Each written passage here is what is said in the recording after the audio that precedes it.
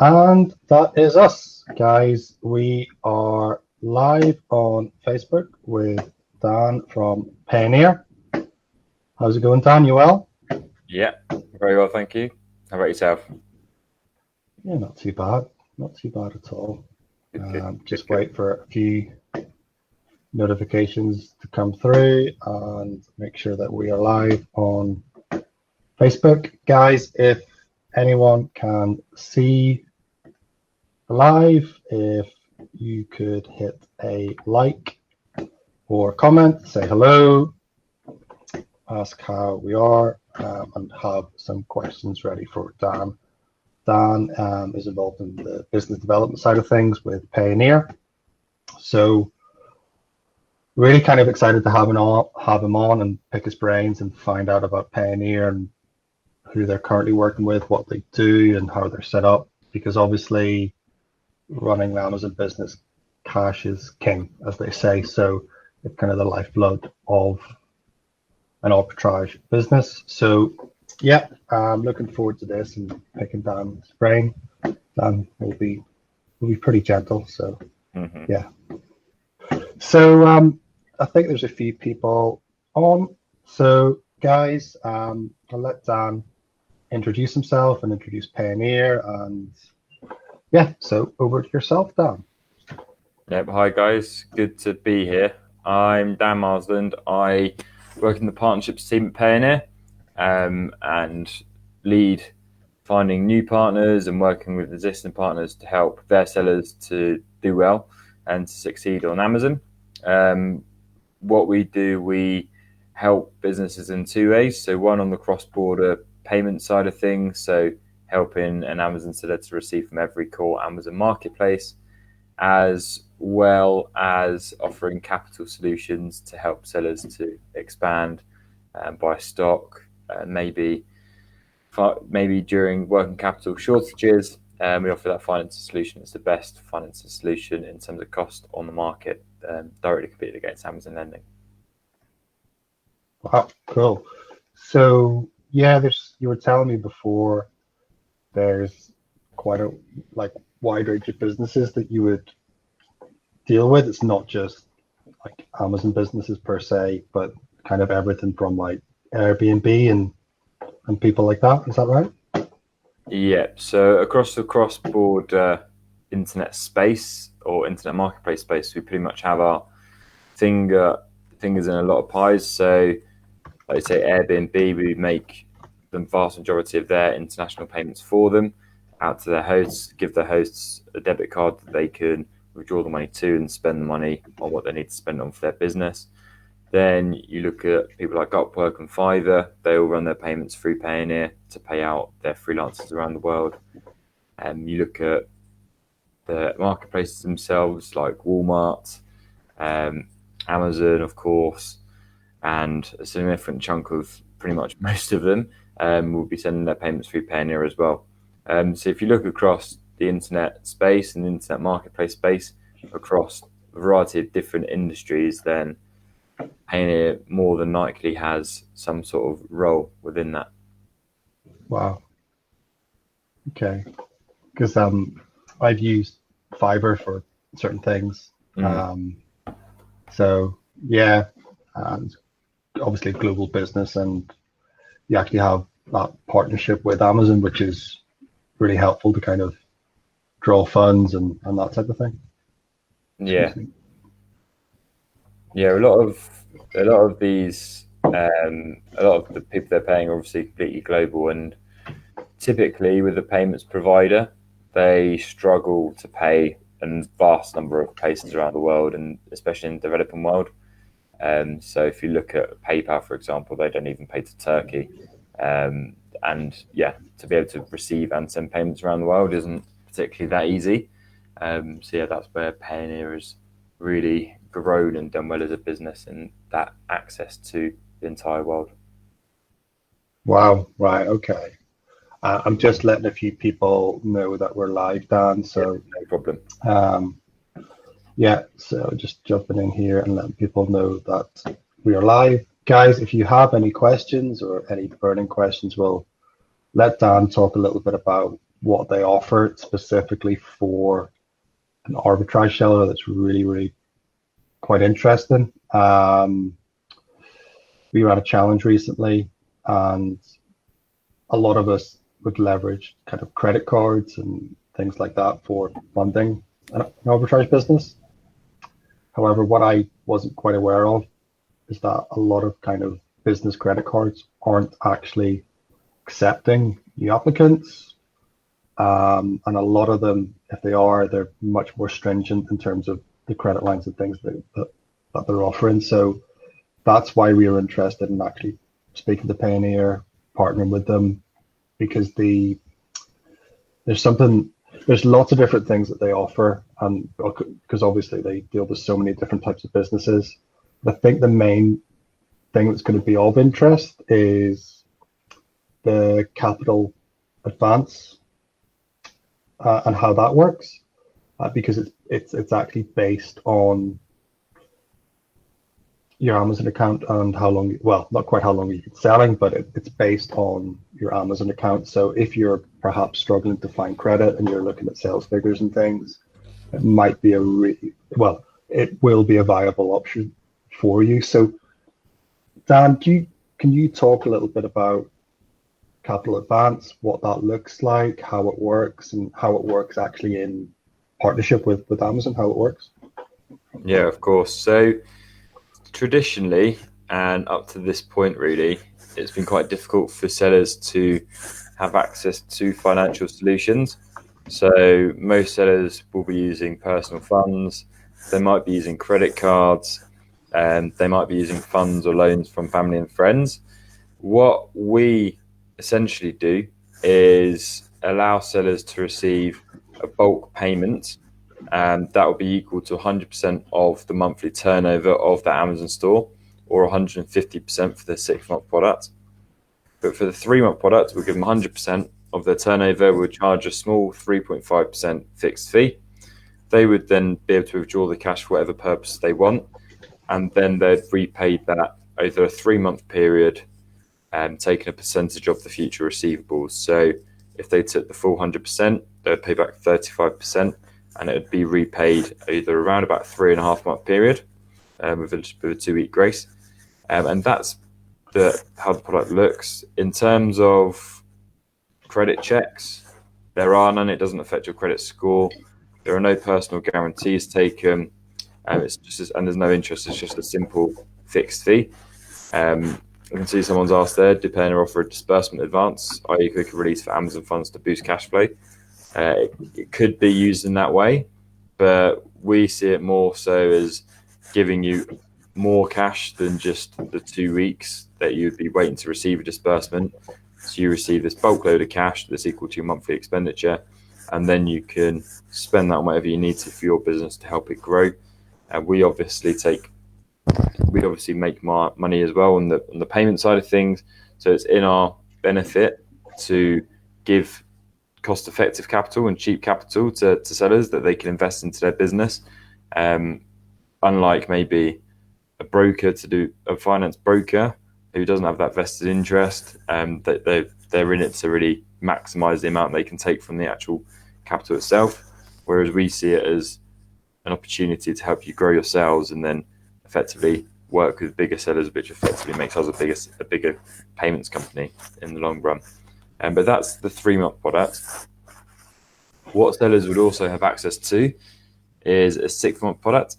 And what this is it allows you to receive 150% of your turnover.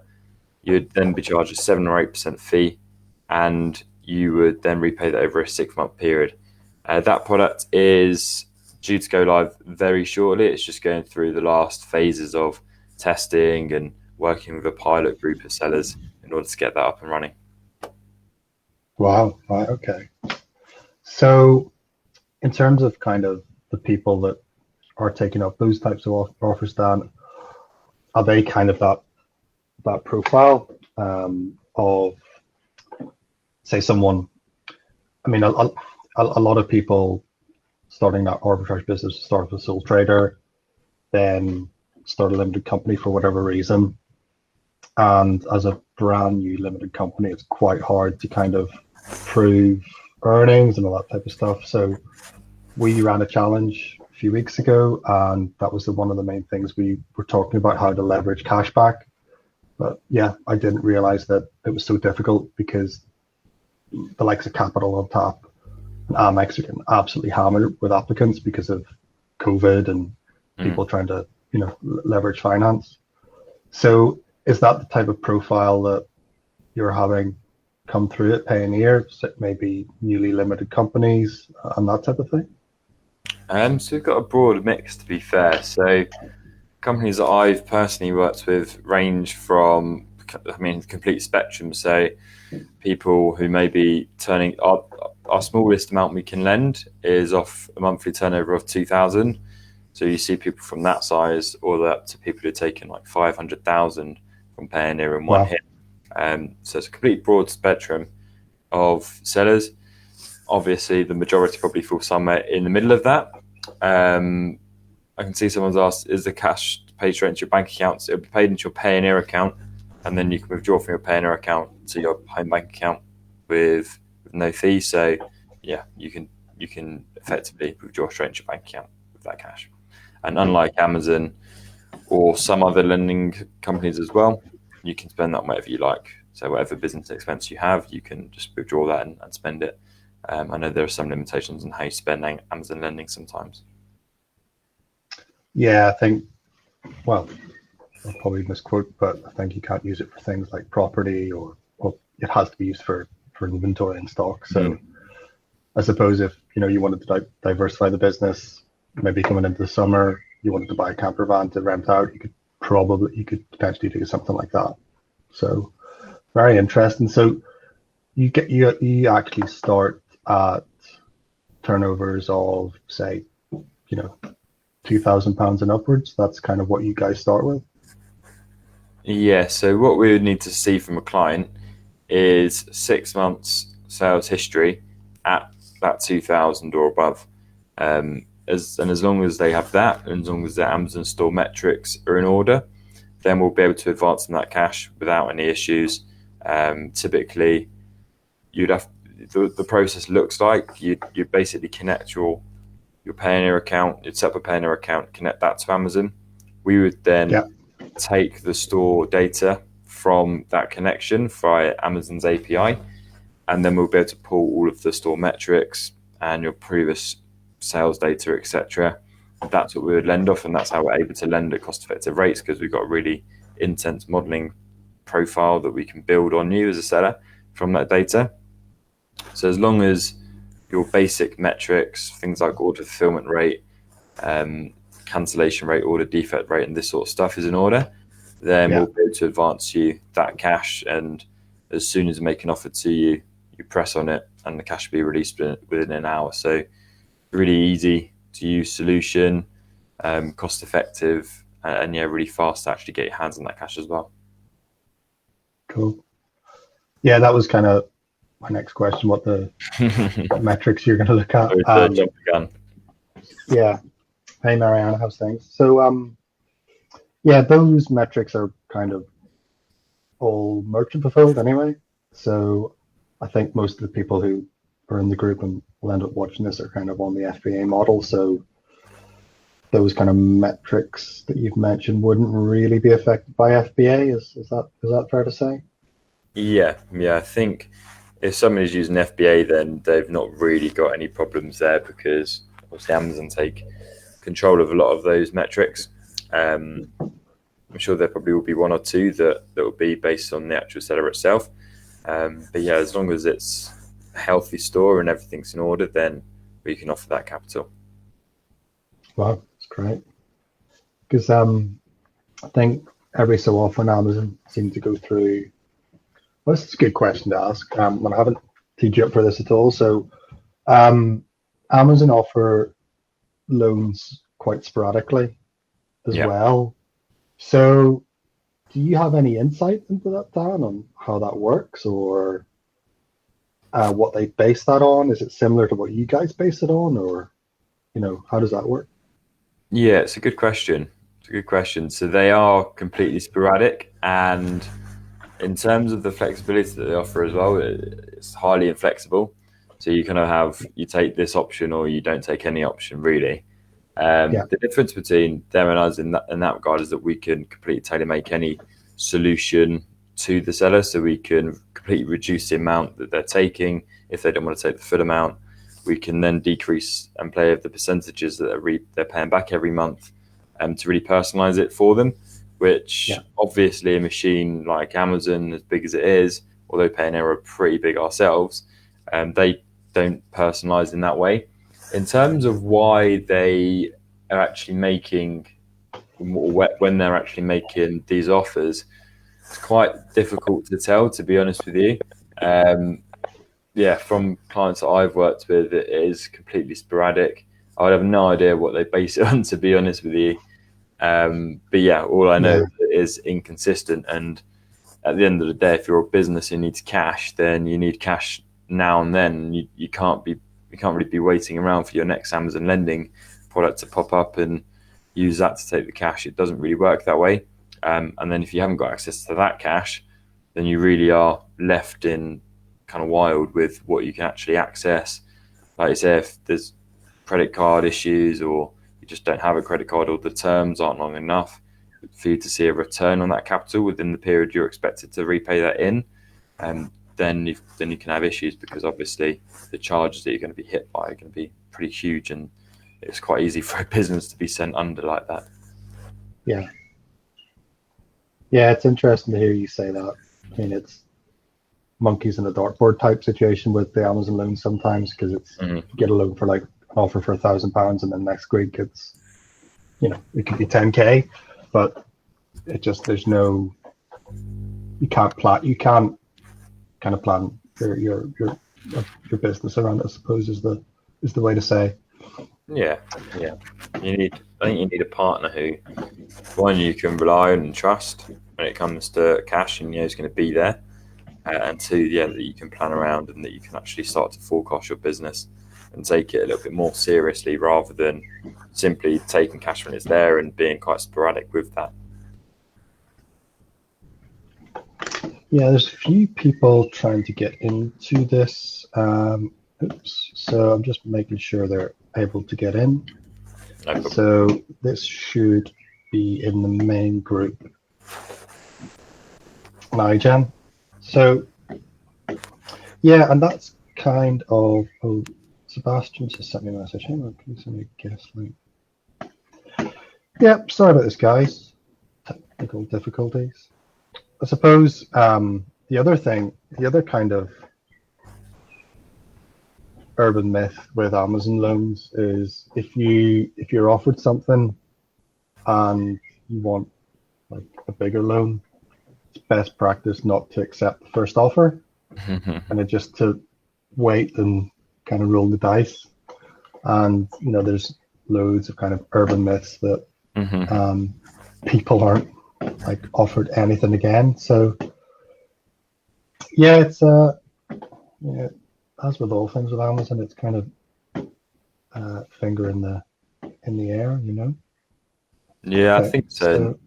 There are cases as well where they maybe get decent terms on the first offer or the first two offers, and they start to get completely screwed, and the charges go up, the fees go up, and then they've got real issues on their hands, because that's the cash they've been relying on, right? So not to shoot Amazon down or tear them down, but I've definitely been informed of cases whereby sellers have had that done to them, and it's not that transparent. And again, you can't really rely on that as a source of finance for your business, at least sustainably. You want something that's going to be transparent, right? And you want someone to talk to and to discuss what terms you're going to be receiving, and even to move and have flexibility within what's offered to you. Obviously, the way we work is it's a machine learning tool, completely automated, but there are, of course, situations whereby human interaction and explanation can affect that.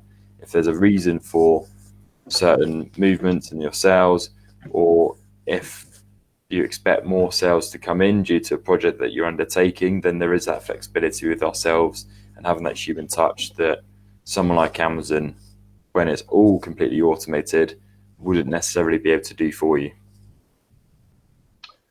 Wow, right. So say, I mean, what jump springs to mind with me is Q4, because that's just bonkers for sales. It was amazing last year, and it's always amazing, but especially last year. So would you guys factor in an uplift in sales in Q4 Yeah. on sales?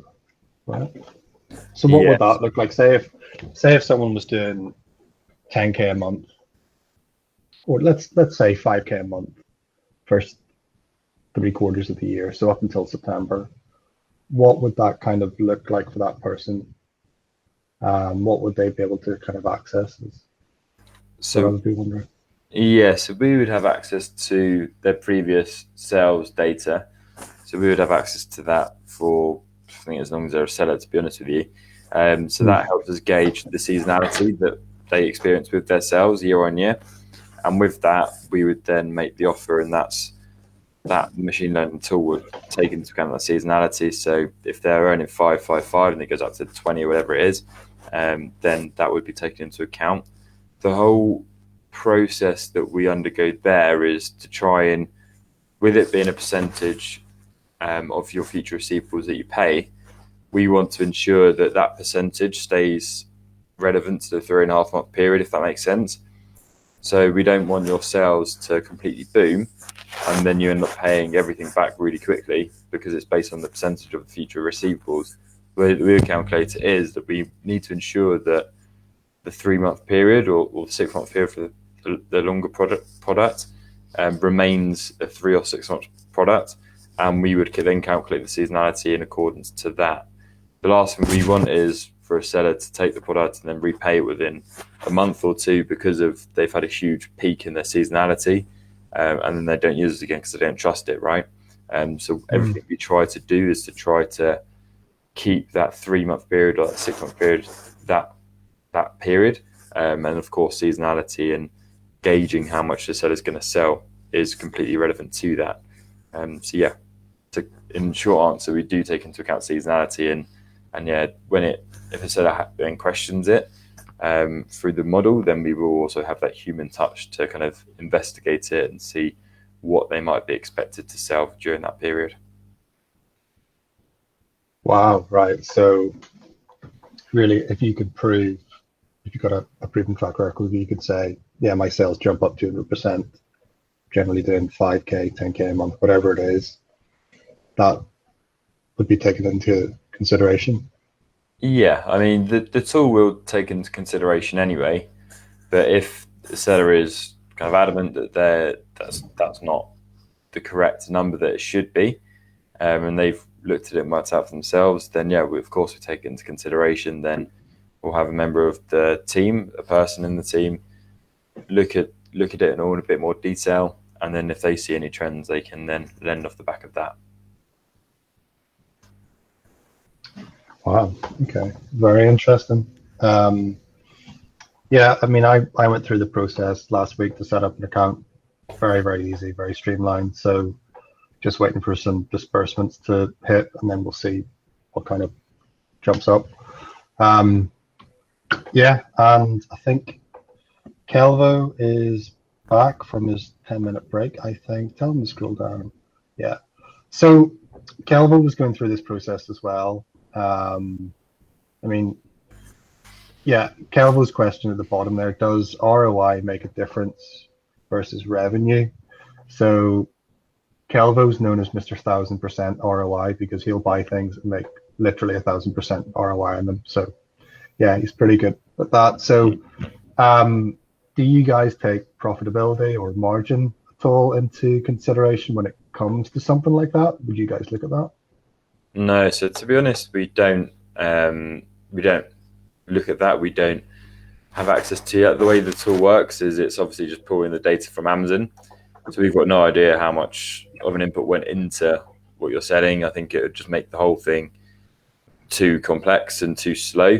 Potentially with other lenders, if you're going through a bank or something or through a broker, then they're going to not do it in an automated way, and that you're going to have to fill out paperwork and you're going to have to have an underwriter actually manually look at it and underwrite it, which typically then means much higher fees because they've got to pay those people, right? And they've got to take a risk on the business. But the way we do, we don't even look at that information to make it as fast and as automated as possible. We just see your Amazon stores, what it's sold, calculate what it can be expected to sell in the next year, and then we're effectively just buying those future receivables from you and taking a fee for that. So yeah, it's interesting, but I think to maintain the speed and effectiveness of the product and offer it as it's offered, we wouldn't take into account the return on investment or anything like that. It's simply revenue. Yeah, I think that makes sense. If that's answered your question, Kelvin. Just imagine what you can do with 1,000% ROI. I'd push him to get in touch and get 1,000 ROI. Yeah. Could be a millionaire. Yeah. He'd take you out for dinner, no problem. I think that the real kind of benefit with the model is obviously we're all running these businesses, and I have a team of VAs abroad, but really we are running this as sole traders. So something that's easy, it's transparent and personalized. It's a bit of a no-brainer, really. Let me see if there's any more questions. So Sebastian is based in Germany, so he may crop, and he was looking to find the link. So he may have some kind of questions around sort of cross-border stuff. If you could talk about that a little bit, Dan. Yeah, and how payments and things like that work. Yeah, of course. So on the cross-border side, we effectively help Amazon sellers to sell into every Amazon marketplace and receive money from the marketplace for free. So typically, if you're using Amazon's own currency service, they would take anywhere from a 2% to a 4% fee, depending on which currency and depending on the time of that, literally depending on how they feel. It completely varies, but that's built into the exchange rate they will offer you. So in comparison, what we would do is set up an account for free. You would then be able to plug it into any core Amazon marketplace. So that goes for Singapore, Mexico, obviously Europe, Canada, all the main ones. On Amazon, you would set up that account that's local to that country. Amazon would then send them a payment into that account for free, and you'd then convert back at a much more cost-effective rate than it would otherwise cost you. The maximum rate of that is 2% of the transaction, which is obviously down from, typically it's about 3.5% with Amazon. So it's down from that.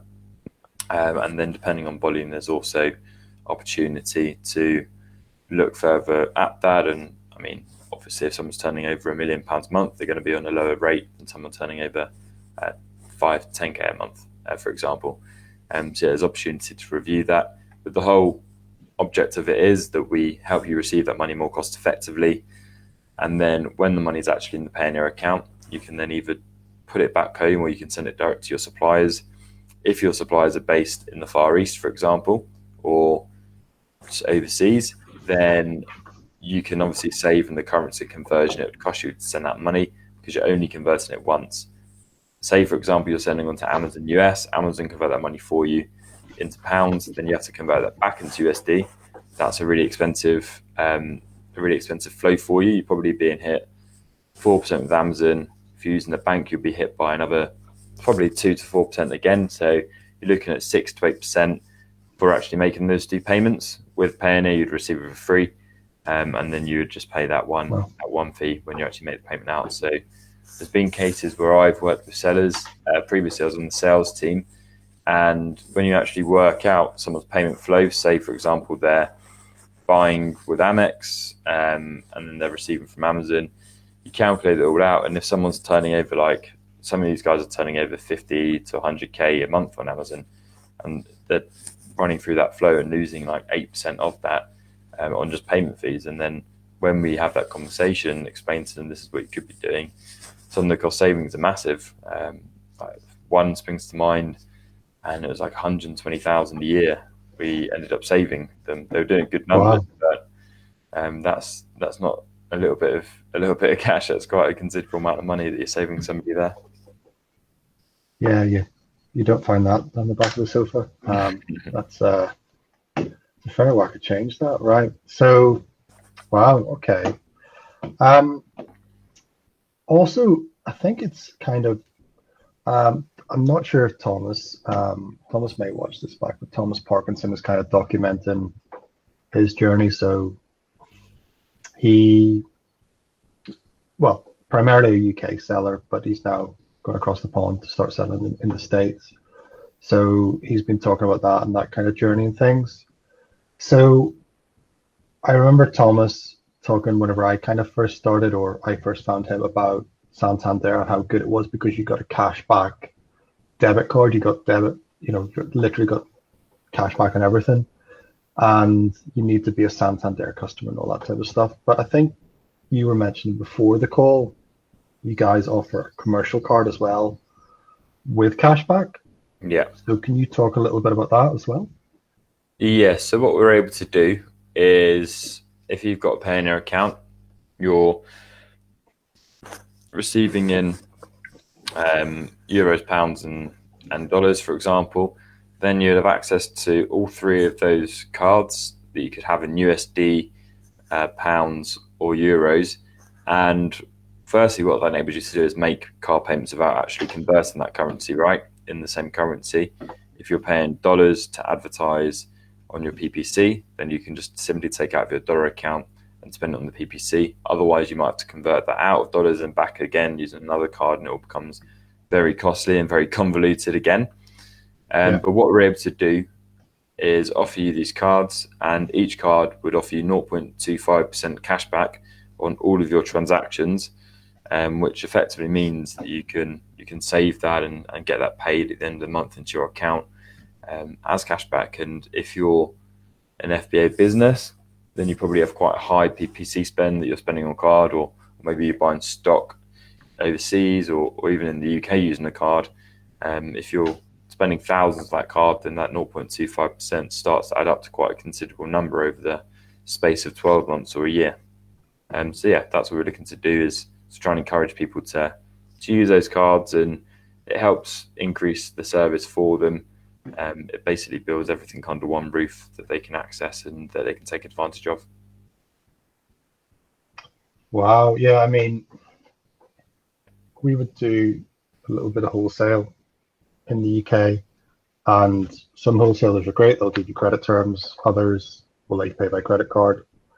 But there's still quite a few that want everything paid either by backs or by debit card, unfortunately. So, I mean, like you say, 0.25% will really start to add up on things like that. I think there are some people who are doing pay-per-click for this model as well. So yeah, like you say, 0.25% really does start to add up on that. Cool. Just see if there's any more questions that we have. So Zebu in. So Kelvin, you're very quiet, mate. You're normally flat out asking questions. So yeah, I'll drop a link in the chat. So I think it's probably I went through this process last week, just kind of very, very straightforward. Dan, do you want to talk a little bit about how getting started looks like and what the process is like? Yeah, of course. So if anyone's interested in either of those three things, and to be honest, we're not really a hard selling company anyway. So even if you want to learn a little bit about something, then I'm more than happy to take that call in a non-pushy way, just to explain what your options might be, whether it be us or whether it be someone who you might be better suited to, but I highly doubt it, then we can have that conversation.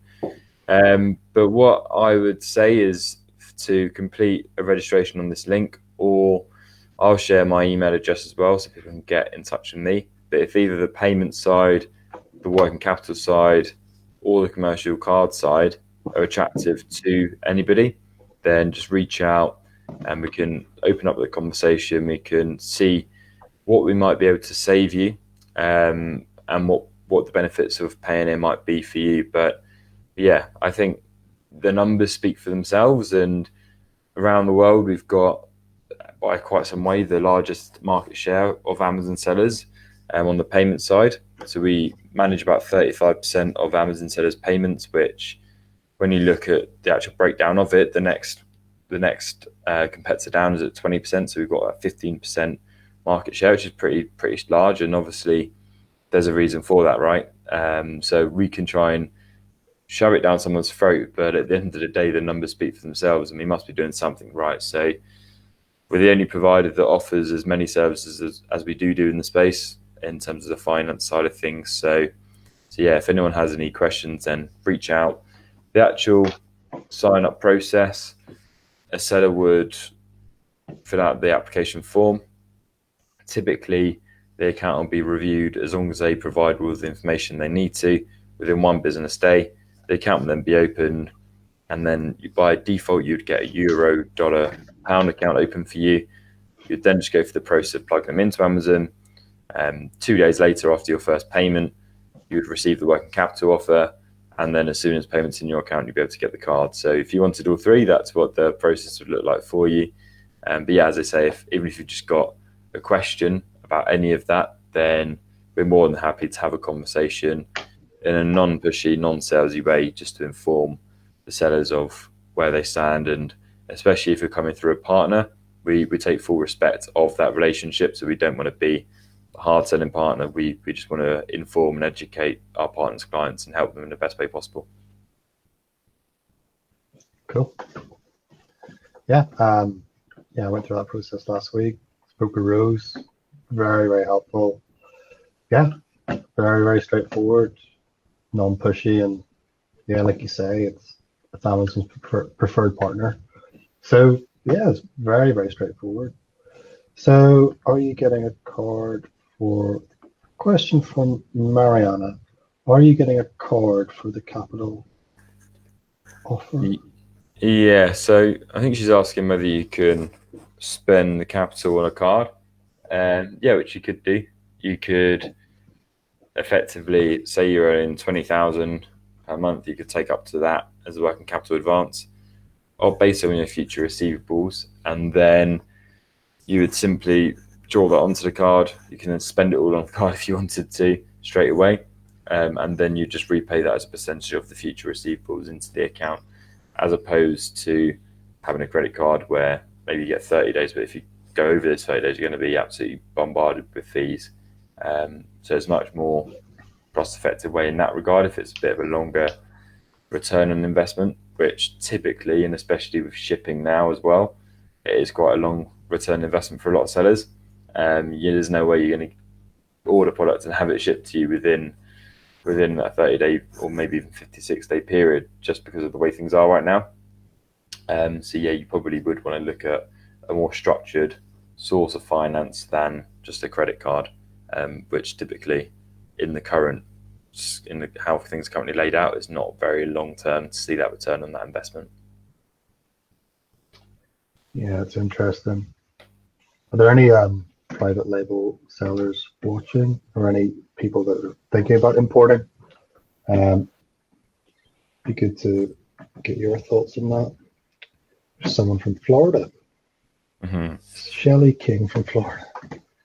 Yeah, we were talking about holidays just before this. Yeah. Be nice, wouldn't it? It's been too long. It really has been too long. Cool. Yeah. Let's see if there's any other. Are there any other kind of profiles of e-commerce businesses that you're dealing with, Dan? I think you mentioned drop shipping as well. There's a drop shipper you were dealing with. Yeah, so we work with quite a lot of drop shippers just because of the riskiness or perceived riskiness of the products or of the line of business. A lot of payments companies don't support them, but we've kind of opened the doors up to drop shippers. We fully understand the line of business as an e-commerce business ourselves, We just completely understand it, and we are happy to serve that those clients. But yeah, there are some crazy numbers that some of these guys are doing. I was speaking to you earlier, and there's this client was averaging anywhere from 1 million to 1.5 million per month in terms of turnover on the dropship side of things. So some serious numbers there, and yeah, he claimed he was taking quite a healthy profit margin with that. So I think he was living quite a good life. But yeah, throughout the e-commerce space, we work with a wide variety. So obviously marketplace sellers, and that stretches from PayPal. Oh no, not from PayPal. Sorry, from Amazon to eBay. We've just signed a deal with eBay to take over. I think it's about 60% of their payouts to their sellers around the world. So that's Wow, right. half the Okay. world will be paying instead of PayPal, as they've kind of split from PayPal recently. Hmm. And then if you look at drop shippers, you look at people selling on their own website but selling internationally, people who are using maybe Stripe to take their payment on their website, then pay out to Payoneer to see a more cost-effective route for their money. We work with a whole load of sellers, and definitely in my role, you get a lot of exposure to a lot of different ways in which people make money online. Yeah, that was very interesting. Very interesting. Yeah, because eBay went to manage payments, so and PayPal just split ways. Is that kind of what happened there? Yeah, so they I'm not sure why, but they just kind of had enough with PayPal. And then there's a company called iGen who they're based primarily, they were primarily a payment gateway. So someone similar to Stripe, for example. But they effectively do the pay in. So they take the payment from the card to eBay themselves, and then the payout, just because it's really complex in order to pay out around the world. Payoneer then take that money and then pay it out around the world for eBay. So yeah, they've split from PayPal, and to be honest, the combination of those two businesses is significantly stronger for what they're trying to achieve than PayPal is. PayPal has it all under one roof, but yeah, I'm sure many people here would know that the fees are quite high, and there's probably, there are other alternatives there that are catching them up, and they're looking to overtake them. I think they still do have a massive monopoly of the e-commerce market in a lot of areas. But even if you look at what Stripe have done to their business in terms of the checkout side, I think 10, 15 years ago, you looked anywhere and it would be PayPal absolutely everywhere. But now you look and it's Stripe whenever you make a card payment. Then you look at the payouts, you look at maybe a Payoneer over a PayPal because their functionality is a lot stronger. And then you look at the different services they provide, and it seems as though they're being caught up, but I'm sure a business that size probably has a lot up their sleeve, and they'll probably go into a lot of other areas as well. Interesting. Wow. Yeah. We would do a little. I think a lot of people would do a little bit on eBay. We would do a little bit of drop shipping on eBay and like clearing off stock and things. But yeah, and it's changed from managed recently, so useful for that. And kind of finally, there's a Payoneer Green channel, which is quite interesting. Can you talk a little bit about that, Dan, and how that works? Yeah, of course. So what we look to do for sellers is to expand them so that, well, it obviously benefits us if the seller is doing more, but it benefits the seller themselves if they're doing more and they're growing their business, right? So everything that we do is with the idea that we can help to grow an Amazon seller's business internationally and throughout the world, which is what we've seen massive success with so far. So part of that is introducing a seller to different marketplaces outside of Amazon where they can see growth. So say, for example, you pick up an Amazon seller in the UK who wants to sell into Europe, into the US, maybe into South America on a variety of different marketplaces. Then we will manage that client and we will understand what that client's selling, We'll understand what their volumes are, where they might be a good fit in terms of marketplaces, and obviously where they're looking to target as well. And then we can draw in a really swift referral flow from ourselves to the marketplace. Essentially, we would pass a client onto the internal referral team within Payoneer. They would then review that client and review their suitability to a said marketplace. And then they would refer the client to a senior account manager within that marketplace. The senior account manager would just reach out to that client.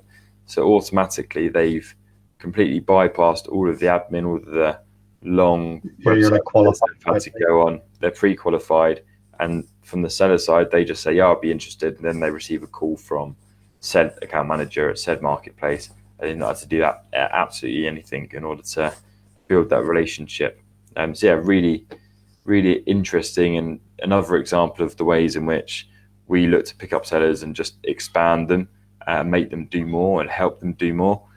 Because ultimately, in the greedy way, it benefits Payoneer, right? But that's win-win. Builds immense value for the sellers themselves, and the more we can do to help them grow, and even through things like events we run during normal times, where we bring together a room of 300 sellers and let them network and present different solutions to them that are relevant at that moment in time. It's all geared up to helping a seller to expand and helping Payoneer to expand as a result of that. So it's an interesting business plan, and in a growing market, there's so much opportunity for that sort of thing. Yeah, I mean, e-commerce just at the moment is just massive. I think it was they just said what was going to happen in 5 years happened in 3 months last year to the high street. So, I mean, in terms of marketplaces, what is that? I mean, can you name a few marketplaces? Like, is it, you mentioned, I think, Walmart and places like that?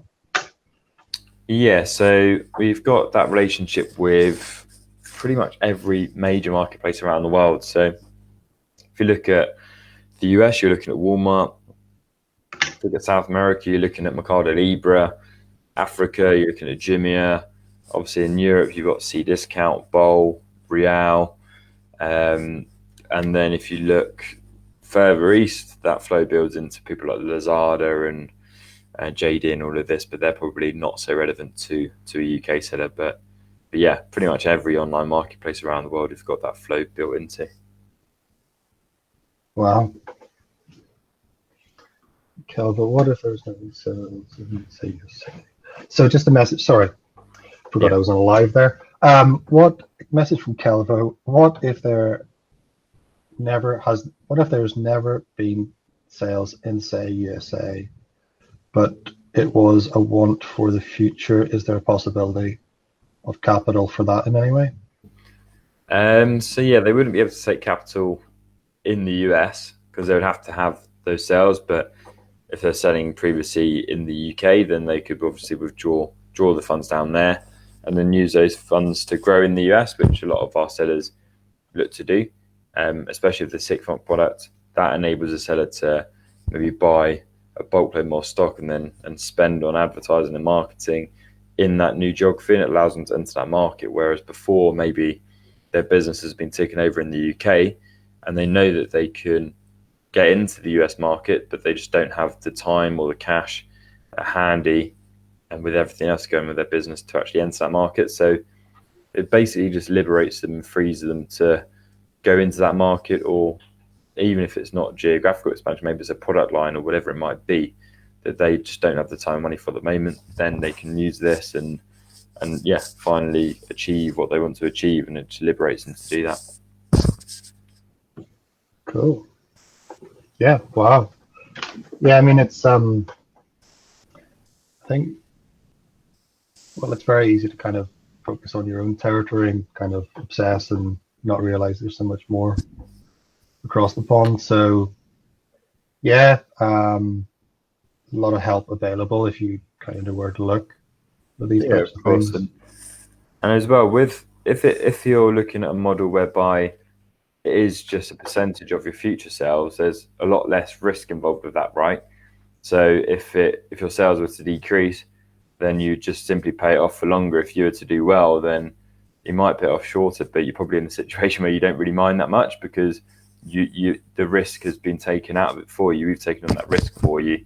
So say whether it be entering a new market, whether it be a new product, the risk of it not doing well is kind of mitigated by us, and we take that risk on by ourselves on your behalf, as opposed to if you took an actual loan whereby you had a fixed amount you had to repay every month, and it was pretty aggressive. If that cash isn't coming through your sales channel, then you still have to pay that. Whereas with us, with it being percentage based, it might just take a little bit longer for you to repay that to us. So in that sense, it's a lot more friendly to a lot of sellers. And I suppose the big thing that it would, well, not prevent, but certainly help with. I mean, I've been suspended before for 3 weeks, and it wasn't enjoyable. So I suppose that helps with, if your account's suspended, then that would potentially, mitigate your risk a little bit with that as well. Yeah. There's one last thing that would be relevant to talk about, which is the Amazon PSP program, which okay, cool. effectively is a program that's been put in place by Amazon for anyone that's selling internationally and receiving into a non-bank, so someone like ourselves. Effectively, they've cranked down on it. So as of the 31st of May, they started to basically ban people or block people who were using a PSP that wasn't part of their program. And as of the 1st of July, they'll completely block them altogether, and the account will be suspended. So it's worth knowing that if you've got any sellers that are selling internationally, then it's worth understanding that. I can see Kelvo has asked another question. How many months of revenue can be given to a seller? Right. So, yeah, if you were doing, say, 10K, I think you mentioned the 3-month product, it's 100% of your monthly revenue. So if you were doing 10K a month, it would be 10K loan type thing. Yeah. So with the 3-month product, that's the case. With the 6-month product, it'd be 150%. So if they're doing 10K, then it will be at 15K that they'll be able to take. Cool. Nice one. I think that answers your question, Carlo. Guys, if there's anyone else that has a burning question or isn't too sure on anything, feel free to ask away. Mariana, do you take in consideration the EU sales? So I would assume, so like Mariana selling maybe in UK, Germany, and Spain, for example. Yeah. How would you base a capital advance or another product on that? Yeah. So the market the product is available. The markets it's available in at the moment is the US, the UK, Netherlands, and Spain, and it will soon be branched out to Germany and the rest of Europe. It's just the legislation for each of these countries is quite complex, and just so happens that the Netherlands and Spain are the two most similar to the US and the UK, and the rest it's just a legal fight basically to try and establish how to best present the products in those markets. But yeah, the functionality is there and the actual product's there. It's just the legislation and the law behind what we're looking to do in those countries and figuring out how to actually do it in those countries. Cool. Okay. Well, if there's any other questions, feel free to pop them down. We'll wrap this up fairly soon. But I think kind of the best way, Mariana, if you are interested, take Dan's email or you can register with that link. You'll get through to the same people. You can have your book a call and get in touch that way. Spoke with them 2 or 3 times last week. Very, very helpful. Very, very chilled out. And it was very, very straightforward. So if you have any questions, I don't know, Dan, is that the best way to kind of get your specific questions answered? Yeah. If you share my email address with everyone, then I'll be able to have that conversation or refer to one of the team who might be relevant to have that conversation. But yeah, that's probably the best way. And yeah, if you want to learn anything, then just feel free to reach out. And as I said, we'd be more than happy to just have a conversation, to be honest, and try not to be pushy with how we're doing it. But yeah, effectively, the more we can help our partners to grow, help our partners' clients to grow, the better that is for everybody involved. So yeah, we're more than happy to have educational conversations just to help people understand how we can help them and yeah, the best way forward for their business. Cool. I think the best thing to do is if you use that link, if anyone wants Dan's email address, I'll PM it. I don't know how safe it is or how appropriate it is to kind of put email addresses on Facebook. So yeah, cool. If there's nothing else, guys, we'll wrap it up there. And thanks for joining and being so, asking questions. And yeah, I think that's been really useful. So if there's anything else, guys, can get signed up on that link, or I will certainly PM yourself, Mariana, Dan's email address now. So if there's anyone else that wants that, that's fine. I'm going to send that over too. Okay, guys, have a good one. Take care. Perfect. Thanks for your time. All right. Bye-bye.